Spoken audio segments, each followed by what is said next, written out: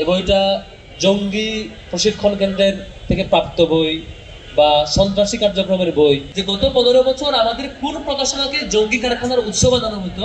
আমার খুব মনে পড়ে যে হচ্ছে আজকে যেমন ইসলামী ছাত্র শিবিরের 3টি বইয়ের একসাথে মোড়ক উন্মোচন হচ্ছে, এরকম অসংখ্য বই ইসলামী ছাত্র শিবির প্রকাশনা আইসিএস পাবলিকেশন থেকে বের করেছে ইতিপূর্বে। এমন হতো যে আমাদের একটা বই ছিল ক্যারিয়ার গাইডলাইন মূলক বই, ক্যারিয়ার বিকশিত জীবনের দ্বার, ছোট্ট একটা বই, যেখানে স্কুল থেকে শুরু করে একদম ইউনিভার্সিটি লাইফ পর্যন্ত কিভাবে কাটানো যায় এটা নিয়ে শেখায়। তো ছোট বয়সে আমাদের বন্ধুরা এই বইটাও ব্যাগে রাখলে, এই বইটা জঙ্গি প্রশিক্ষণ কেন্দ্রের থেকে প্রাপ্ত বই বা সন্ত্রাসী কার্যক্রমের বই, সন্ত্রাসী কার্যক্রমে উস্কানিদাতা বই বলে ওই ব্যক্তিকে গ্রেফতার করা হতো, স্টুডেন্টদের যার হাতে বা ব্যাগে এই বইটা থাকতো। অথচ এই বইটা ছিল ক্যারিয়ার কেন্দ্রিক, ক্যারিয়ার বিকশিত জীবনের দ্বার, এই শীর্ষক একটা বই, যেটা স্কুল থেকে কলেজ এবং ইউনিভার্সিটি স্টুডেন্টরা এখান থেকে কিছুটা গাইডলাইন পেতো আর কি।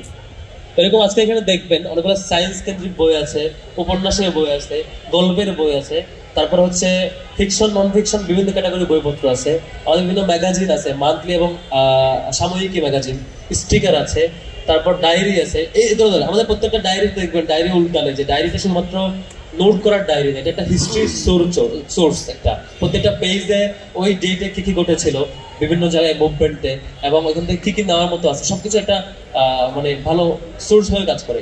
এগুলো যখন আমরা নিতাম আমাদের একটা ভয়ে থাকতে হতো। আমার এখনো মনে পড়ে যে আমাদেরকে শিবিরের ডায়েরি ইউজ করছি, বা ডায়েরির উপরে যে অনেকগুলো ইন্ট্রোডাক্টরি ডিসকাশন ছিঁড়ে ফেলে দিতে হতো যাতে কেউ উল্টালে বুঝতে না পারে তা শিবিরে। তো এমনও হইতো যে হচ্ছে আমাদের যে ক্যালেন্ডারটা কারো বাড়িতে রাখার সাধ্য ছিল না, কারো বাসায় ক্যালেন্ডারগুলো রাখলে ক্যালেন্ডারটা বাসার পুলিশ যে প্রথম দেখতো যে শিবিরের ক্যালেন্ডার আছে কিনা। অথচ এই ক্যালেন্ডারে কি আছে? ক্যালেন্ডার আছে শিক্ষা ব্যবস্থা নিয়ে রেকমেন্ডেশন, যেমন এবারে যেমন প্রযুক্তি নিয়ে রেকমেন্ডেশন আছে, বিভিন্ন পার্ট নিয়ে ক্রিটিসিজম এবং রেকমেন্ডেশন আমাদের ক্যালেন্ডারগুলোতে থাকে, সেটাও রাখা হইতো না। সেই জায়গায় আজকে টিএসসির এই পায়রা চত্বরে আইসিএস পাবলিকেশনের জুলাইকে সংরক্ষণ করতে গিয়ে তিনটি বই জুলাইয়ের ইতিহাসকে ধারণ করে উন্মোচিত হচ্ছে, এবং সকল প্রকাশনা উন্মুক্ত। আমরা দেখাতে চাই যে আপনারা দেখেন যে গত 15 বছর আমাদের কোন প্রকাশনাকে জঙ্গি কারখানার উৎস বানানো হতো, কিংবা জঙ্গি ম্যাটেরিয়ালস বানিয়ে আমাদেরকে গ্রেফতার করা হতো, ক্রসফায়ার দেওয়া হতো। সেই ম্যাটেরিয়ালস আজকে আমরা ঢাকা ইউনিভার্সিটি টিএসসিতে জাতি সবার সামনে উন্মুক্ত করতে চাই। সেই জঙ্গি ম্যাটেরিয়ালসগুলো আপনারা একটু দেখেন যে কোনটার কারণে আমাদেরকে গ্রেফতার হইতো, কোন স্টিকারের কারণে, কোন ক্যালেন্ডারের কারণে, কোন ইকুইপমেন্ট এবং লজিস্টিক্সের কারণে আমাদেরকে বড় বড় মানে প্রেস কনফারেন্স করে বলা হতো যে 3 জন জঙ্গি পাওয়া গেছে, তাদেরকে রিমান্ডে দেওয়া হচ্ছে। সেই ম্যাটেরিয়ালস আমরা আজকে জাতির সামনে উন্মুক্ত করছি, সবাই দেখুক আমরা কোন ম্যাটেরিয়ালস সবাইকে দেখাতে চাই। এটা মূলত আজকের এই প্রোগ্রামের সার্থকতা।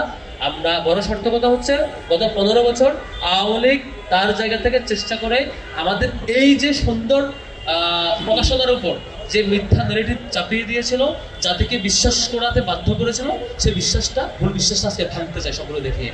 সবাই আসছে, যারা আসছে সবাইকে সাধুবাদ জানাচ্ছি।